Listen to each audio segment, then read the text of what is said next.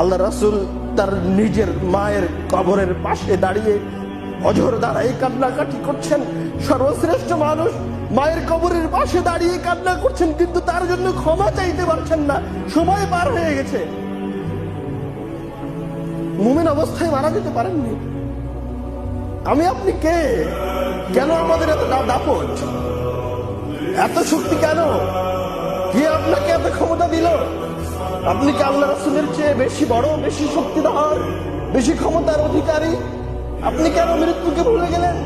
আল্লাহ রাসূল কান্নাকাটি করছেন তার মায়ের কবরের সামনে, কিন্তু তার জন্য ক্ষমা চাইতে পারছেন না। এর চাইতে অসহায়ত্বের কোনো কিছু আছে?